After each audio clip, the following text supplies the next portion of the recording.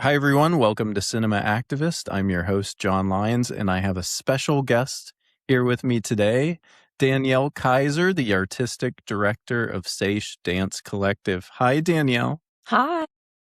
How are you? Good. How are you? Thanks for having me. Yeah, of course. It's awesome to see you. It's been a minute. It feels like it's been a minute. It has, yeah, it does feel well, mostly because we were seeing each other almost every day for almost a full year straight. So Yeah. it's different. Yeah, for sure. Just a little bit of background of how I know Danielle. So I, during COVID, got pulled into, it was a dance film festival, right? That was happening in Erie. And I met Corinne Justine, who was a contracted dancer. Is that what you call it? Yep, she was a company artist for us at the time. Company artist for Seiche Dance Collective, and working on that short film, I got absolutely hooked on not just creating dance films, but on dance in general. That's all because of Seiche and Corinne and you, Danielle, and we've worked together on some projects since then. And we have a new project that's called War that's premiering at a festival in Beverly Hills here in a couple weeks, which we'll get into soon. But before we get to all of that, tell me a little bit about you and how you came to dance. Did you always want to perform, like from a young age? Was it always dance? Was it the arts in general? Like, where were the kernels of this story? Yeah, I think at least for me, it was always dance. My mom put me in dance. I think I was 3 when I started. And I don't know that I did much dancing. I think she was pretty ticked because my first recital, I spent following all the other little girls around collecting the sequins off the floor. So I don't know like when I actually started dancing. Okay. I know I was supposed to be dancing at the age of 3, but I grew up, I mean, my family was musical. My parents played instruments. My grandparents were singers and musicians. My mom danced, as a preteen through up until, the end of high school.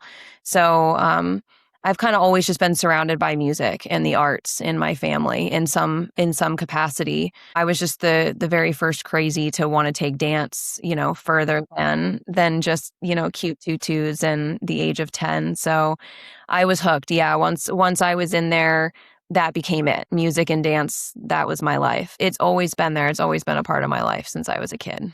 Was there a certain genre of dance that you gravitated towards? Now that I know that there's different Different styles. kinds. Yeah. Yeah.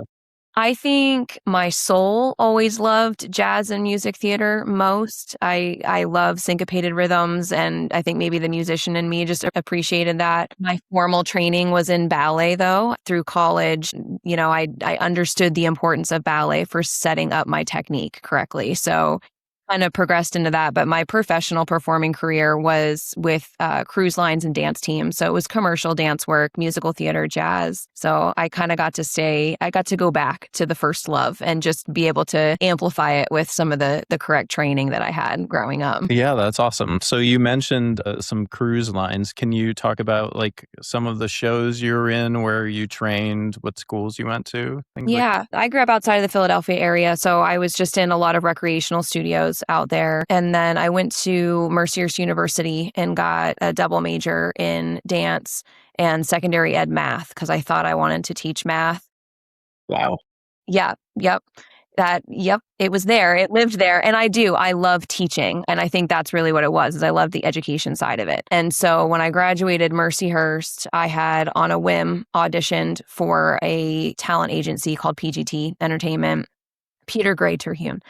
And they cast for a lot of like amusement parks, cruise lines. So I was hired to be on their books. And the 2 days before graduation from Mercyhurst, I got a call that they had a place for me on the Dawn Princess with Princess Cruise Lines.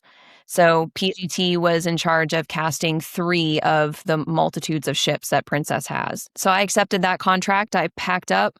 I went home. I think it was less than a week. I dropped all my stuff at home and went out, and I was in rehearsals in Cocoa, Florida for a month. We learned all of the shows. We got on the ship. We placed the shows. That very first contract should have been 9 months, and I was extended to 16 months. So I was Awesome. gone for well over a year.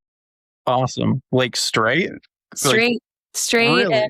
Yeah, talk about crazy. I mean, your first dance job, right? And I'm on this floating ship, and you're using internet cards to be able to use the internet and phone cards to be able to call people. And we weren't even stateside. We were based out of New Zealand and Australia primarily.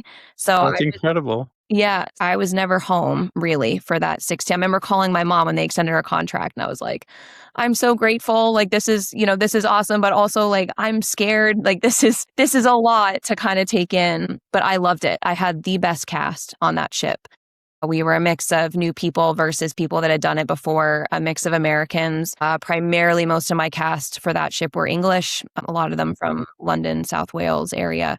And I just fell in love with it. So at the end of that contract, Peter Gray Terhune died. His wife Mm. decided to sell the talent agency. And I was lucky enough to be tapped by Princess's talent crew to come in and be like an in-house dancer. So I had a month off to be at home.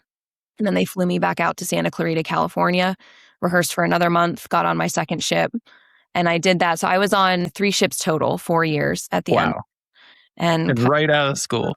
right out of school. Yeah, right out of school. Didn't think I was ever going to pursue performance dance as like what I was going to do. I thought I would easily partner up my education and like maybe teach at some studios while I was teaching high school math, and loved to choreograph. So figured I could like throw that in there with the studio stuff. And so when this job came through, it was crazy. But I had always said to my mom, we were a cruise family. That was like our family vacations. You had some familiarity with the culture. Yes. Love the water. Grew like just need to be by the water all the time. So I remember saying to my mom at 16, we were on a cruise and we were watching one of the shows, and I was like, I'm going to do that one day. Like that's what I want to do. I think that's so cool. Can you imagine living on one of these things?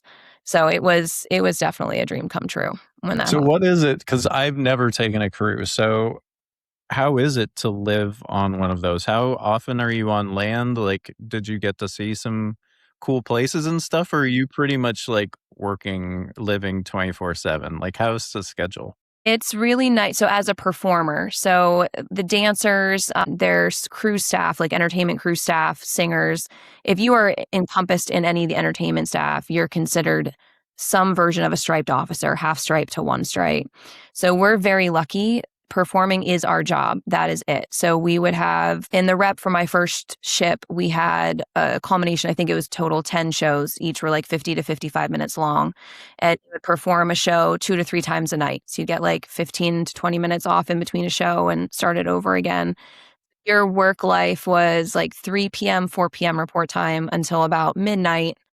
And then, go and grab dinner at that point, whatever you need to survive. And then you go Yeah. and crash. And so we were allowed to get off the ship at every port. We were allowed to be Okay. up in passenger areas so we could eat with the passengers, like in the buffets and at the restaurants. And that was part of our job too, was to be up there socializing. A lot of our passengers knew us either by like what our costume or character was, or like actually by our names. They're geared towards longer cruises. So some of those passengers were with us for anywhere between 2 weeks to up to 90 days because they do a 90-day world cruise. Really? Yeah. Whoa. We really got to know our passengers and they got to know us. So it was just it was a really cool experience. I mean, the cabins are small. The bathrooms are like the size of a small desk, so Yeah. Is it like you're at camp kind of like for the whole yeah, time? yeah, Like, kinda. You picture these adults, right? And we're paired up with a roommate in this very small okay. cabin. But I think I had a very cool experience on that first one because we were crossing the Tasman Sea back and forth pretty Mm. often. We called it the Tasmaniac Sea. It was very rough. So it was a huge learning curve of like how to live on the water. And you should probably like stick your bottles down so they don't slide off your shelf in the middle of the night when we hit the wave. My roommate was in the top bunk and she would, on the occasion when it was needed, like jokingly tie her rope, the belt from her robe across her in the bunk bed just to like stop shit Wow. everything. Yeah. But Yeah. yeah, So, it's a niche thing. yeah. Did you do some of the 90-day ones then? And then how many shows are you performing then? Like, how many shows do you have to learn on a long haul like that? It really depends on the ship, the class ship, meaning the size, like how big the ship is, how many passengers, and what kind of itinerary they're doing. My first contract, that 16-month, was really long and they were longer cruises. I never personally did the 90-day one. I had 30 cruises that would tour around Australia or It's around. still a long time. Like, Yeah. how do you mix it up from like a performer's side of it? You Like, just learn. I think that's actually where I enjoyed it because we had 10 to 15 shows that we would do. And over the course of like that 30-day cruise, that's all that you can do. You're not going to repeat a show. The okay. 30-day cruises, there was more time in between. A 2-week cruise, you were performing almost every single night and doing 3 shows a night. So it was pretty intense from a physical and mental standpoint. But I loved it because it's a lot of music theater based stuff. So you kind of got to start to determine a little character and get a little, Okay.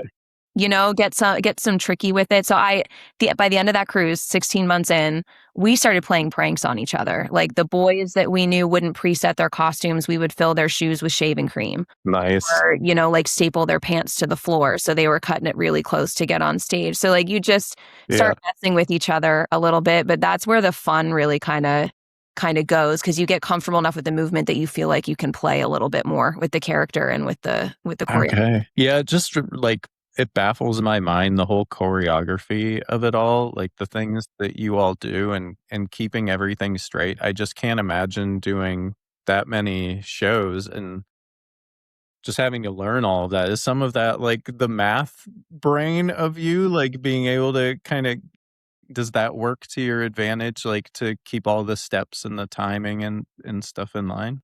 I think so. I think everybody adapts differently to it, like how they can make it work. Muscle memory is a huge play in it. It's not enough. Like if you're going to come in and you're going to learn a 50-minute show, you certainly don't walk away having learned it once and never touch it again, and then come back in and expect it all to live and breathe in your brain.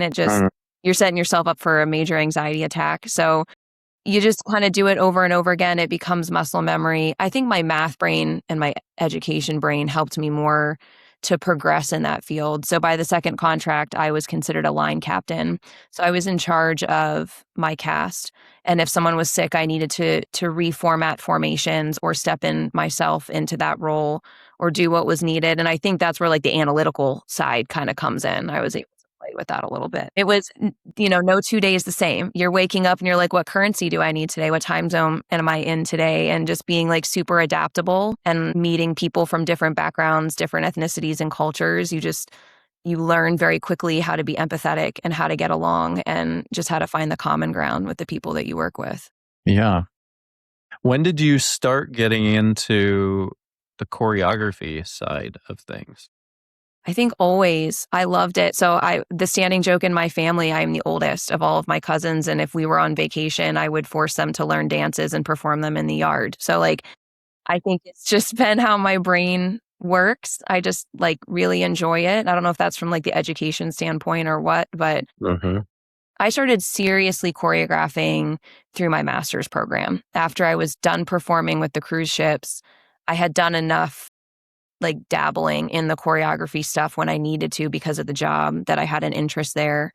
So when I got injured and came home, I knew I wanted to go back to school. I wanted to get that terminal degree. So I got my master's of fine arts with focus in choreography and practices research through Jacksonville University. I did their low res program, and that entire program was based on, your choreographic process and what choreography looks like and how to work with other disciplines to make your choreography and your presentation stronger. So that's where I really fell in love with it and kind of got thrown in like full time into the choreography side.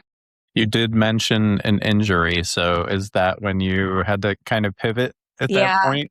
I was in the first ship of what we called a burrito contract. I was contracted for 3 ships that should have spanned over a year and a half. And throughout the course of that first contract as a line captain, you typically get partnered up with a male dancer that might be struggling more so, that just needs some like extra work so that we're not like putting one of our other female dancers with that human.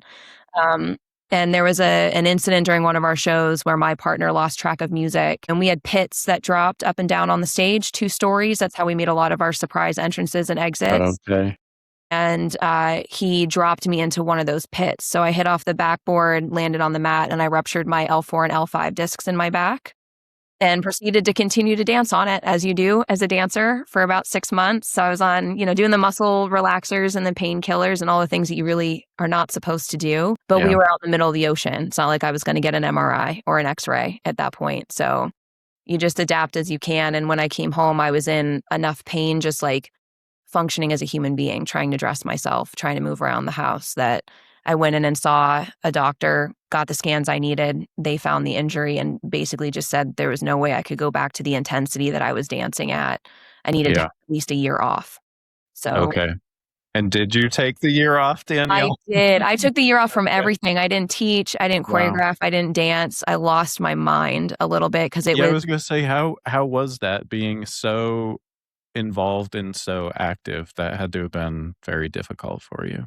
It was reorienting as a human. I kind of had to figure out like how to use what I enjoyed about dance and teaching and choreography and be able to like push that in a different way. So I don't know, maybe that's like a trauma response, and that's where my OCD type A personality comes from, is because I started to like filter all of that energy into like organizing things and whatnot. But it did let me hone in on the things that I really, really enjoy doing and what I find super important. It was watching a lot of videos, watching a lot of people teach classes. And that's how I started working at Mercyhurst, was through all of that. They needed an admin. And for me, that was like the best option to still be close to dancing and to continue to like learn things, even if my body couldn't be doing in the studio at that time. So yeah, it was tough. It was an interesting year that year, but definitely helped to kind of shape what I'm doing now, I think. So then you go for the masters, you take some choreography. Mhm. Where does Seiche Dance Collective come from? And am I like missing a step just because No. I don't know in between the story? Okay. That is the step. That is the step. So I was at Mercyhurst working, decided to get my master's. So I continued to work while I was doing my master's. And the hope was that I would get my master's and get hired in a dance department, preferably Mercyhurst, because this is where my husband is based. And that didn't happen. And because I'd spent that year like really looking through like what it was that I wanted to do, I knew I wanted to work with professional level dancers, not I've taught at studios. I adore teaching children from littles to like 18. Love that. But I just have a passion for dancing, or for working with like pre-professional and professional dancers. So because I was here, I connected with Joe. We were alumni of Mercyhurst Dance Department, and she was here and And here. who's Joe? Sorry. Sorry, so Joe's our company manager. She's one of our co-founders too. There's 5 of us that started Seiche. And I reached out to her, and we were going to an event together. And she was like, let's chat. Let's see, like, maybe if we can come up with something, because I'm feeling lost too. I really need like home to be an adult dancer, and I'm not liking the options that I have currently. And let's just see what we can come up with. And then while we were at that event, Kristen Weibel was there, who was another one of our beginning 5 founders. So she jumped in on the conversation. And so we all started chatting about what it looks like to be an adult dancer in this area, especially if you're an adult dancer that had the training or even performed professionally and you were just choosing to pursue another area right now, but you still wanted to be actively like in the world of dance. Yeah. Joe is a lawyer in her other life. Her real life, she's a lawyer. I Kristen. will just jump in real quick and interject and Yeah. say all of the women of Seiche are extremely impressive Yeah. individuals. And yeah, just hearing like the workload and the day jobs and how much time you all put into Seiche, it's very relatable as like an independent filmmaker, independent immersive producer. Like, you all are badasses, and Thanks. I'm just endlessly impressed. So just shout out to everyone involved in Sage. No, I think we're all just lunatics is what it is. Like, I think artists in general are lunatics because you know that what you're doing isn't always going to pay the bills. So you're going to find the way to pay the bills, but you're also not going to walk away from what your passion is. So you're going to figure out a way to always do that too. So, and I think that's what it was for the 5 of us. So, I mean, the 3 of us had met at this event. We started talking. Uh-huh. Joe called me the very next day and she was like, oh my gosh, we were talking about all this stuff. And now I have my friend Megan, who also dances and is looking for this outlet. And my friend Andonna, who's danced since she was little, also looking for this outlet. So there's the 5 of us. Joe kind of was the center magnet who just knew all of us and connected us. So we met at the brewery one night for drinks, Okay. and Uh-huh. Seiche was born. We kind of just all started talking about what we wanted it to look like, what individually what were our expectations, what we were wanting out of it. And from there, it just became a lot of different, let's have brunch, let's have lunch, let's meet here, let's meet there, coming up with a name for it and the format for it, where we wanted to live. I don't know if I should even say this. We were sneaking in because at the time, one of us, not me, one of us was a member at LECOM. So we were using the dance studio over there and sneaking the rest of us in to like set choreography. Our very, very first piece Nice. on today was set there. And It's that like was, guerrilla style dance. I love it. yeah. Sneaking into place. Yeah, we were desperate. We needed a space, Yeah. and we went from there and then rented for just a little bit one of the upstairs areas in Paca. Okay. And we were there for a few months and then just realized that like what we were trying to do, we needed to be in a space where we could like camp out, where we didn't have to pack up, be there for 2 hours, pack everything back up and go home. Yeah, that's awful. Yeah, we were just needing more space than that. So that's how we wound up at Griswold Plaza. Joe's Okay. law office is there, and the landlord had a basement space that Mm-hmm. was completely unfinished, but was available to us. And he basically said, you can be down here. Here's what I charge you for rent, but what you do with it is up to you. I'm not going to build out anything. Wow. My husband and father-in-law, with all of their expertise in construction, came down and they built walls for us and helped us do what we needed to do, build down there. Megan drew our murals on the walls, did all of our marketing and branding. And Mercyhurst donated quite a bit they donated Marley to us, their old sound system. So we got our basics. LEB at the time was phasing out of the space that they were in, which is now 1020 Collective. Mm-hmm. So they had bars and mirrors that they were looking to rehome. So we got our bars and mirrors from Lake Erie Ballet as they kind of headed out. So we just became the Erie hoarders. The like, we'll take anything you'll give us so that we can build a studio.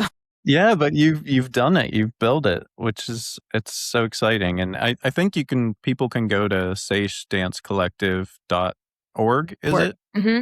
And I think you can see like some videos and photos and stuff, right? Of the Yeah. before and after kind of We look like situation. minions in our paint suits, painting all of what we now realize was probably lead paint. We shouldn't have been touching it, but we were down there doing what we needed to do to make it a safe Nice. space to be in. Yeah.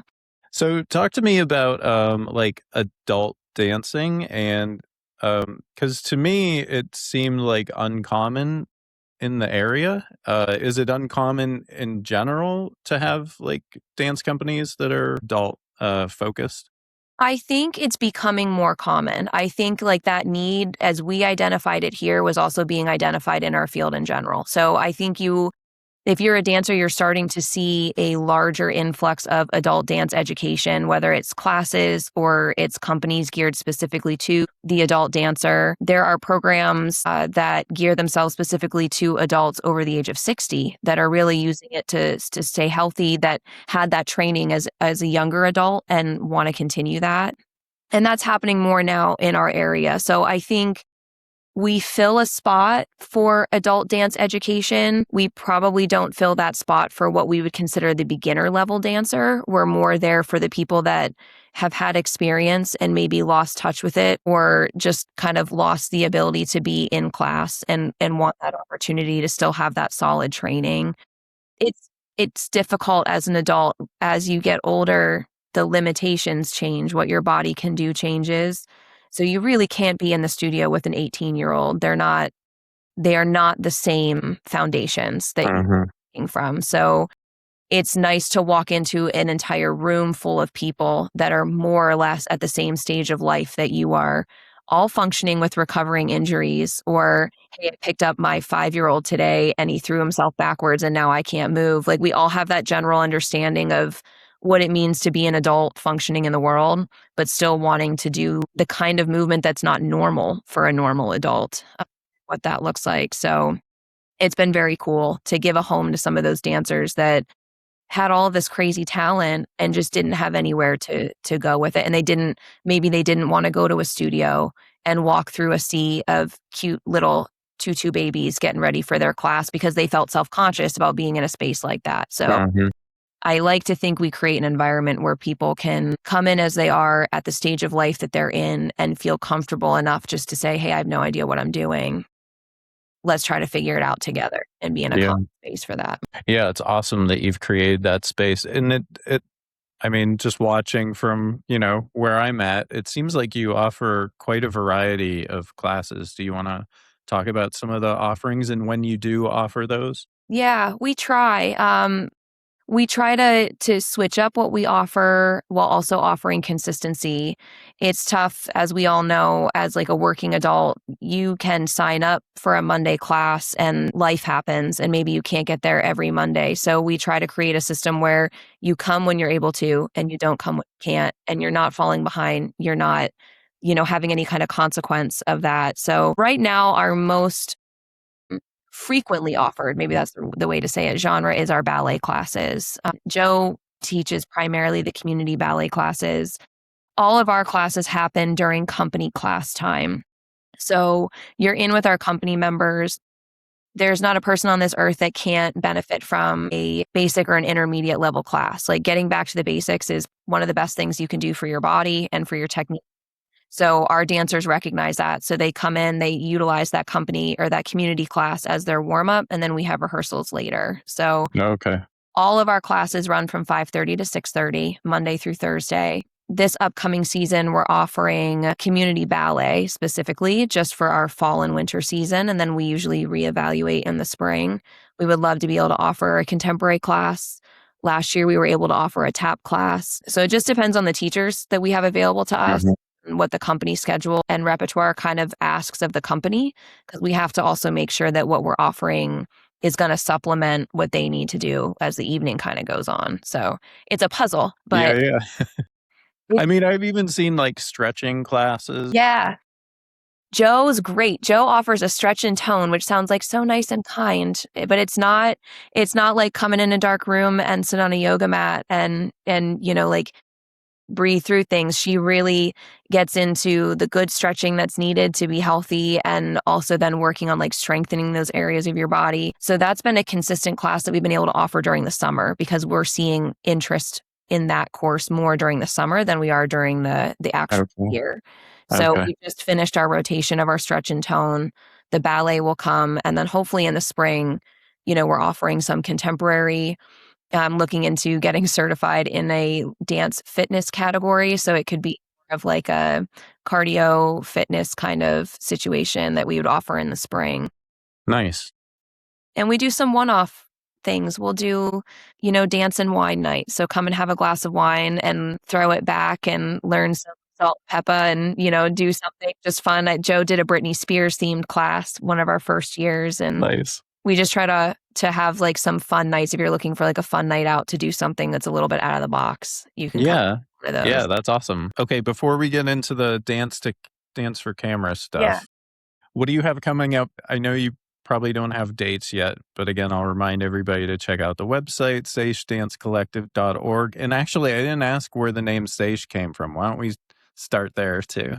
That's Megan, our founder, Megan. She has such a breadth of knowledge of Lake Erie, the history of Lake Erie, the Battle of Lake Erie through her own educational avenues that she pursued. She is an art teacher in the elementary school system here in Erie and also teaches classes down at the Children's Museum, some of the art classes there. And she focused a lot of her studies towards the history of Erie and the Battle of Lake Erie. So we knew we wanted it to be a water-based title. We also wanted to make sure that we were not repeating other water-based titles that already existed in our community. Mhm. Bigger challenge. So she came to brewery that night with like a list of different nautical water terms that were specific to a lake that you Mhm. would find, towards an ocean. And seiche was one of those words that came up, which it's a blessing and a curse. I don't know that I've met one person that can pronounce it correctly the very first time they read it, but we're getting there. We're trying to educate, but I think it's cool.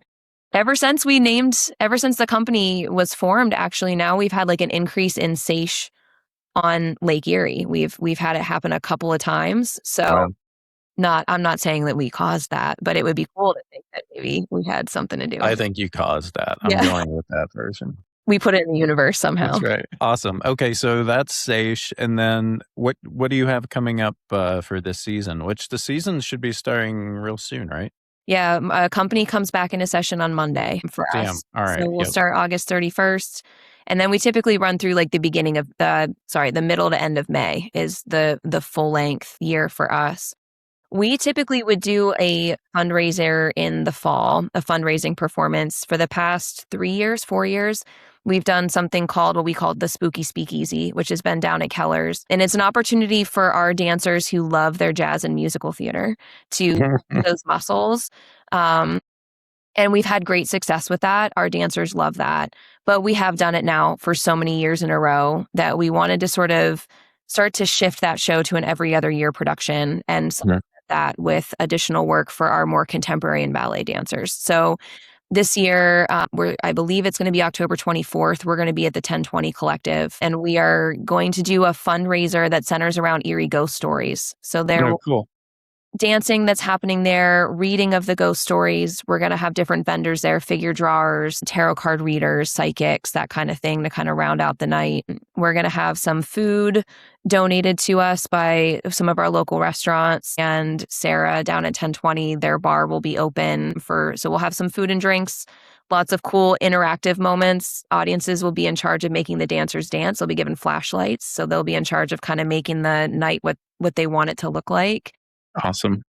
That's our fall. We've been in process of developing our own full-length winter ballet. We all know the Nutcracker. That is the most recognized full-length ballet around the holiday time. We do ours in January, and it's based around the folklore of Bessie, the Lake Erie dancer, which one of our dancers who's been with us for quite some time has become Bessie. We call her Bessie like all the time. Maya. And we shouldn't. Yeah, Maya. And she's done such a fantastic job of it. I think that's why. So we will be continuing to add on to that and actually putting it on the stage for the first time this year. So we'll be at Strong Vincent in January with that ballet. That's exciting. Congrats. Yeah, thanks. Intimidating and exciting all at the same time. And then we'll do our spring performance probably about the third week of May. Probably back at Strong Vincent for that. We would actually love to be an alternative space. So we're looking at other options like the Erie Art Museum or something of the like, where it could be a non-traditional performance space. And the season is focusing on spoken word. So everything will be choreographed to poetry or narration or spoken word of some sort with music laid over it. Love that too. Yeah. Awesome. Okay. Well, that's cool. We did a short film called Funeral, which I think was all initiated by Corinne probably, and then in coordination with you all. And we filmed that in the Seiche space. Yeah. I think that's probably the first time that I met everybody. Yeah. I think so. Mm-hmm. Yeah. So we did that. And that was awesome and fun. And we had a couple screenings of that film around the region. And then, was it the summer of 2024? Was it like 2 summers ago that we started working on War? Yeah, I think so. Yeah. I think you had spoken in passing somehow with Joe about the concept. And then she brought it to all of us. We all started talking. And then, I think it was that summer that things really it was like Joe, Megan, and Donna, I think I met with first about it. Mm-hmm. And it took, many forms. It started as kind of like a Battle of Lake Erie situation. And then then we kind of broadened it. And then we brought in, I'm trying to remember like how this story went. But McCreary Roofing came into the story at some point because we decided we wanted to work in like water, right? Yeah, I think we thought we were going to do all of this in a pool at one point, and then quickly realized that was really just not going to be realistic. I still want to work in a pool with you, Danielle, and do stuff underwater. Underwater dance stuff is give me all the elements: sand, water, wind, all the things. I would love it. Yeah. Yeah. We'll get there. We still have time. But so McCreary Roofing, big shout out to them. Mm. We started talking to them about building a set and like kind of drew it out. And it looks like how it was drawn out, like back when we were just talking about it. Yeah. And yeah, so they have this big, what would you call it? I mean, it's basically where they store all their equipment. Giant warehouse Yeah, kind it's a of. huge warehouse. Yeah. And we had like 20 some foot walls that we projected onto. And then we built a trough of like, how deep would you say the water was? Like, I think it was like 2.5 inches. depending on where you were standing. And how much splashing we were doing. I think sometimes Yeah. it was deeper Yeah. than the end. Yeah. So I mean my job with this one was pretty easy. It was me, Jesse, Kristen, we were kind of like on the crew and it was lighting and camera stuff, but I mean it was all on you all. So how do you start like choreographing for something that people are going to be standing in a couple inches of water for when you can't actually practice in water? Like what's that process like?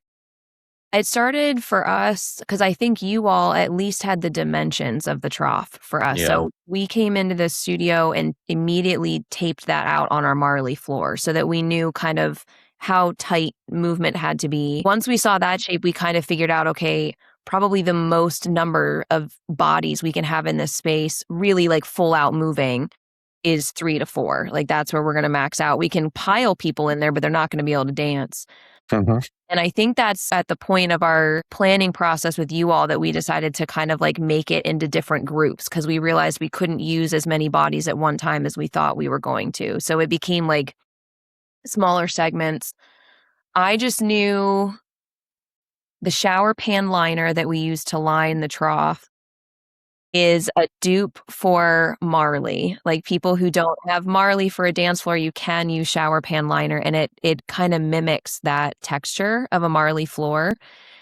So we had a feel for what the texture was going to be like. The water was a different level altogether. So we Yeah. knew we're going to be out of the question unless they were, jumps that were happening from like 2 feet to 2 feet. But to try to do like a shifting 1 foot jump that was going to land kind of unstably probably wasn't a good Yeah. It call. was very slippery, right? It Once you was got on really there. slippery. Yeah. And again, that was a learning curve for us too. We finally had to look at the dancers and say, if you're going to shower, like no conditioner in your hair, no lotion on your body, no oils, no sprays, because it just sat in that water and made everything like a slip and slide, really.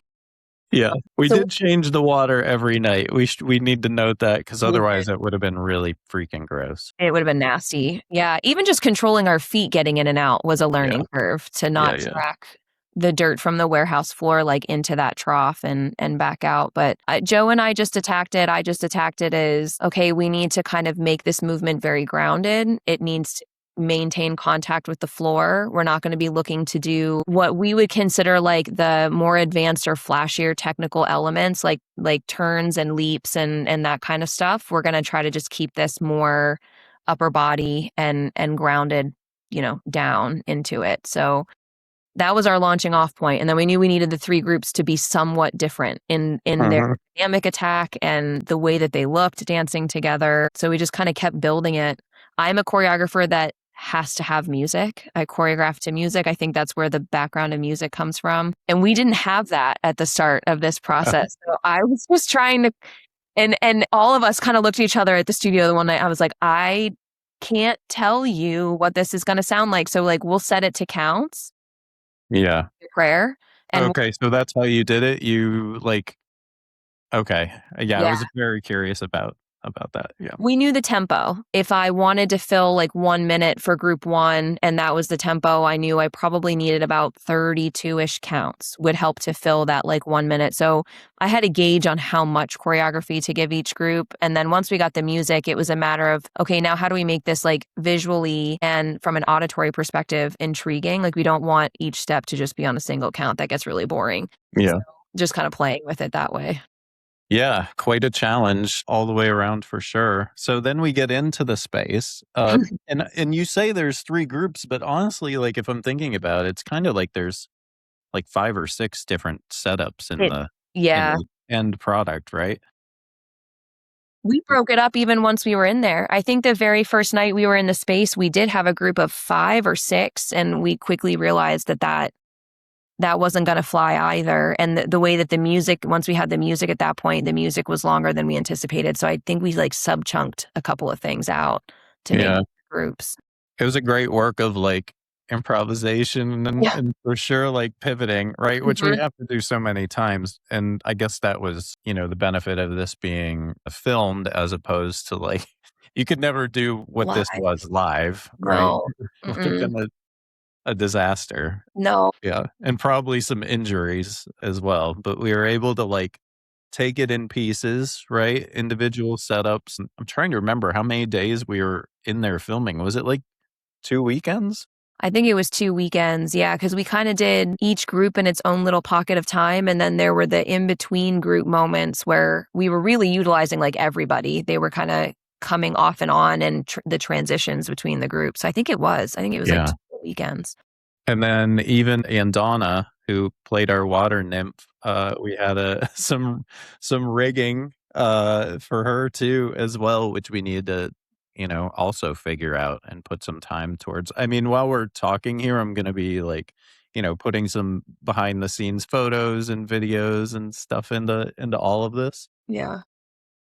But man, it was for me, it was such an amazing experience. I had so much fun, like, making this short film with you all. It was like a 10, like, every day, seriously. It was so, like, joyous and, everybody was just kinda laughing, like, the water's so unpredictable and the situation's so unpredictable that we were just, like, rolling with stuff, and we were very blessed, thank you again to our hosts at McCreary Roofing, like, we were so blessed with time, and you all for and the dancers for being there, like, we really maximized that time, right? Everything. We were Yeah. tweaking the lights, we were changing things up, like, in the moment, figuring out where to put the camera, and it was just a blast. It was definitely from our perspective as dancers, and I think if you're a dancer and you're listening to this, like, adaptability is maybe not our strong suit as dancers, like, being flexible and spontaneous during an actual performance time.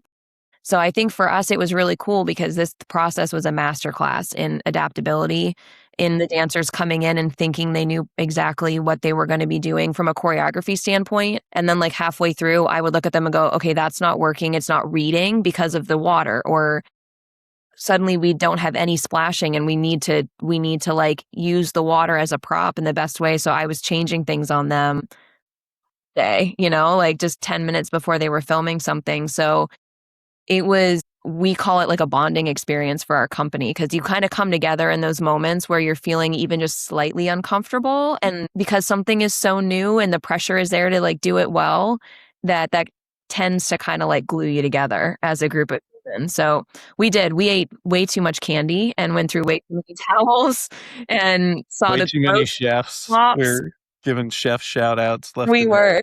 Yeah, Yeah, it was very it was cool. a blast. So it's very nice to be, selected, of course, for a film festival, and, this film festival is called Lady Filmmakers. I know you're gonna get a shout out, at the festival and, because it's about women in leadership roles and starring roles and heads of department and stuff, and it was definitely a full-on collab, definitely the whole way through.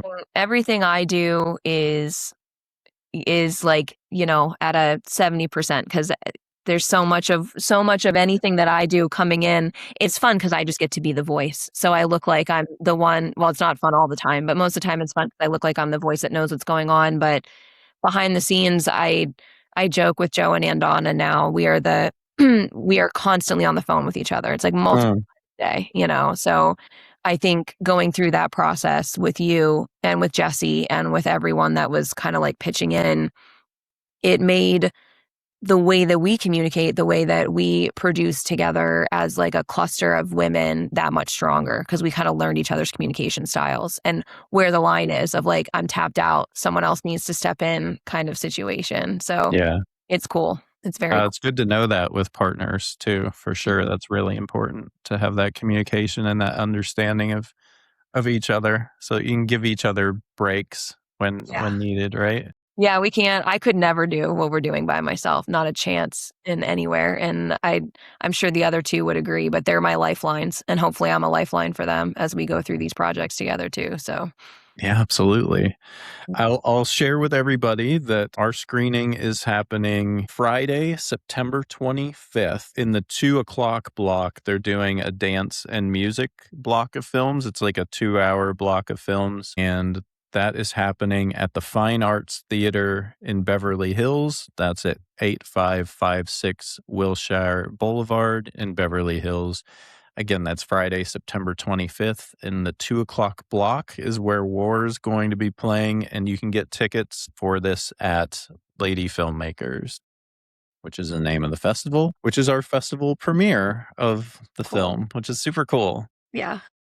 And hopefully we get some more as well. But thanks to them for choosing us. Before we do wrap, Danielle, I just want to say too that the first 2 years of Tethered would not have been possible either without this relationship. Yeah. Seiche is basically, the 99% of the dancers involved in the first 2 years of the show were company members or connections from you all. Yeah. This year we're doing like an all narrative based, no movement show. I'm Which trying to Taylor's mix it still up. in. One of our dancers, Taylor's Still still, in. yeah, she's Yep. still in for it. So Yeah, it's Taylor's the OG and our veteran. But yeah, there will be more Tethereds. There will be more dance films, I hope. And I love working with you all. I think you all are incredibly inspiring. I hope we get to work together again soon. definitely, we learn something every time. And I think that's what I love through my master's is being able to work with people that are not dancer types. I think you learn a lot about your craft when you're working with people who don't know your craft. So I love that. So we've enjoyed working with you, and yeah, same to future projects. Yeah. For sure. To Yeah. future projects. Well, thanks for being here. Thanks everybody for listening. Remember, go to seichedancecollective.org to check out their classes that they have coming up, as well as their programming for the new season. And of course, you can also go to Lady Filmmakers if you're going to be out in California at the end of September. Check out our film and let us know how it looks and sounds. Yeah. Thanks everybody for listening. We'll be back soon.